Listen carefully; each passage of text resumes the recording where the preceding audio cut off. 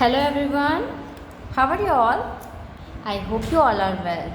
So this is your science period and in today's class we are going to learn about digestion of food in ruminants. Okay, ruminants are your grass eating animals. Let's start. Grass eating animals like cows, buffaloes, goat, sheep, deer, etc. are ruminants because a part of their stomach, rumen, is specialized to store half chewed food.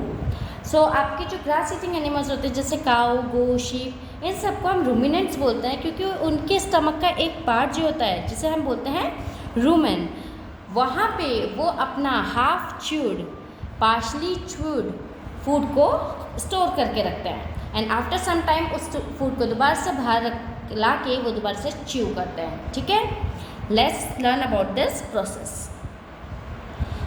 The stomach of ruminants has 4 chambers: rumen, reticulum, omasum and abomasum. Rumen is the largest chamber for the storage of the food.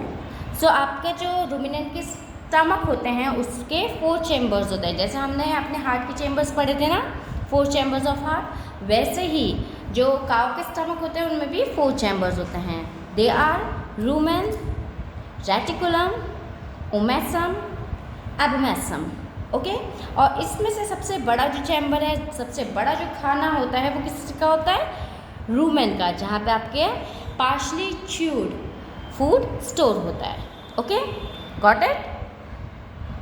Okay, let's move to the next paragraph. Ruminants quickly swallow partially और half chewed food grass. जो ruminants होते हैं, grass eating animals हमारे जो होते हैं, वो जल्दी से, आपने देखा ना, आप कभी किसी खेत में जाते हो तो जो काउज होती हैं वो चढ़ती रहती है एकदम से, ऐसा लगता है वो चबा तो रही नहीं, ऐसे चढ़ती जा रही है. वो ऐसा क्यों लगता है आपको? क्योंकि वो अपने मुंह में खाना लेती हैं, थोड़ा सा चबाती हैं, उसको अपने रूमेन में इकट्ठा करने लगती हैं, उसमें स्टोर करने लगती हैं. The saliva makes half chewed food is stored in rumen. अब आपके माउथ में जैसे सलाइवा होता है वैसे काऊ के माउथ में भी सलाइवा होता है. तो वो सलाइवा में जो ग्रास होती है वो मिक्स होती है और उसके बाद वो ग्रास से मिक्स होकर वो डायरेक्ट कहाँ चल जाता है? रूमेन में, जहाँ पे वो स्टोर होता है. Yes, here food is partially digested by the action of saliva. So सबसे पहले जो डाइजेशन प्रोसेस स्टार्ट होता है वो माउथ में ही होता है with the help of saliva. Saliva से क्या होने लगता है? धीरे धीरे फूड डाइजेस्ट होता है. ठीक है, जब वो पार्शली डाइजेस्ट होता है तो उसके बाद वो कहाँ चले जाता है? रूमेन में स्टोर होने चले जाता है. Some bacterias help in the digestion of cellulose. और कुछ बैक्टीरियाज सेलुलोज को डाइजेस्ट करने में हेल्प करते हैं. This partially digestive food is called curd. और ये जो पार्शली डाइजेस्टिव फूड है जो रूमेन में स्टोर होता है उसे हम बोलते हैं कर्ड. क्या बोलते हैं? Curd. Let's move to the next page. When ruminants sit and relax, the curd from reticulum comes back into the mouth cavity in small lumps and is chewed again. This is called chewing the curd or rumination. आपने देखा है जब आपकी जो काऊ और animal घूम के आते हैं, चढ़ के आते हैं, तो उसके बाद वो थोड़ी देर बैठ कर रिलैक्स करते हैं. उस टाइम वो अपने मुंह को चला रहे होते हैं. वो क्या करते हैं? वो रेटिकुलम जो होता है वहाँ से अपने फूड को लंप की तरह, एक उसके ढेले की तरह मुंह पे लाते हैं और उसे च्यू करते हैं दोबारा से, क्योंकि वो पार्शली डाइजेस्टेड होता है और उसे वो मुंह में दोबारा ला के दोबारा से उसको क्या करने लगते हैं? च्यू करने लगते हैं. Completely chewed food directly reaches to omasum where water from the food is absorbed. अब जो च्यूइंग करते हैं वो उसको क्या बोलते हैं? च्यूइंग द कर्ड या फिर रूमिनेशन. अब जब रूमिनेशन का प्रोसेस कंप्लीट हो जाता है तो वो जो completely digested, completely chewed food होता है वो पहुंचता है ओमेसम में. Omasum is the third chamber of stomach of a cow where water from the food is absorb. और वहाँ पे क्या होता है? वाटर एब्जॉर्ब होता है फूड का.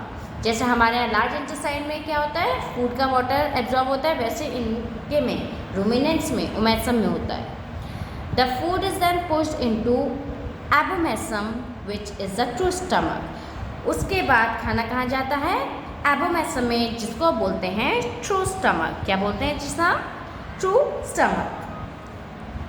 अब इनके जो रूमिनेंट्स हैं उनके 4 चैम्बर्स क्यों होते हैं उसके बारे में हम पढ़ेंगे, ठीक है। सो 4 चैम्बर्स के जो आपके स्टमक होते हैं वो इसलिए होता है ताकि आपका जो प्लांट में सेलुलोज होता है उसको ईजिली वो डाइजेस्ट कर सके। सो अब हम बात करेंगे डाइजेशन ऑफ सेलुलोज की। Plant food is rich in cellulose. जितने भी प्लांट फूड होते हैं वो सब सेलुलोज से भरे हुए होते हैं। In ruminant cellulose is digested in a special sac present at the junction of small and large intestine. अब आपके जो रूमिनेंट्स होते हैं जब फूड को डाइजेस्ट कर लेते हैं उसके बाद बारी आती है कि सेलुलोज को कौन डाइजेस्ट करेगा, क्योंकि सेलुलोज को आपके जो स्टमक होते हैं वो डाइजेस्ट नहीं करते हैं। तो उसको डाइजेस्ट करने के लिए आपके स्मॉल इंटेस्टाइन और लार्ज इंटेस्टाइन के बीच में एक जगह होती है, जंक्शन होता है जहाँ पे वो मिलते हैं। That's called caecum. What is it called? Caecum.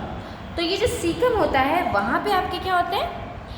Cellulose digesting bacteria होते हैं। ऐसे बैक्टीरियाज होते हैं जो सेलुलोज को डाइजेस्ट करते हैं। So it harbours cellulose digesting bacteria.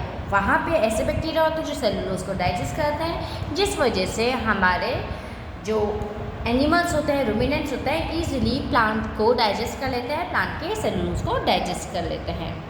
This is why grass eating animals like cows keep chewing even when they are not eating. और आपको जैसे हमने कर्ड के बारे में बताया, तो बिकॉज ऑफ दैट कर्ड हमारे जितने भी ये काव होते हैं, फेलोज होते हैं, वो कभी भी कहीं बैठे हुए दिखते हैं तो हमें मुंह चलाते हुए दिखते हैं, ऐसा लगता है उनको किसी ने कुछ अभी अभी खिलाया है, ठीक है। अब इसमें एक फैक्ट है, can we also digest cellulose? क्या हम भी डाइजेस्ट कर सकते हैं सेलुलोज को? We and a number of other animals can not digest cellulose because our caecum is small in size and non functional. हम जो एनिमल्स हैं, we are also a social animal.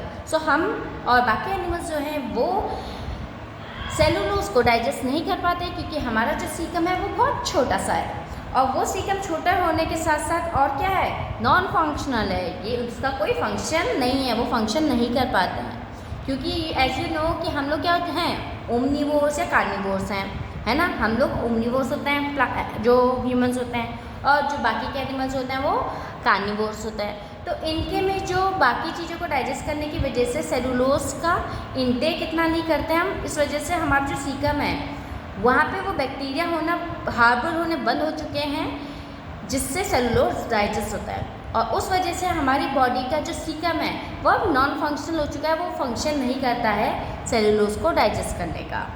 It does not have bacteria that produces cellulose digesting enzyme.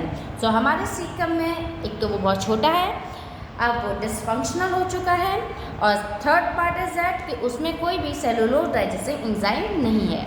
इस वजह से हम लोगों की body cellulose digest नहीं कर सकती। Okay, got it? So today we have learned about the stomach of cow. Yes, we have learned about the 4 chambers of stomach. I hope you like this video. So I will see you the next time. Till then, stay home, stay safe.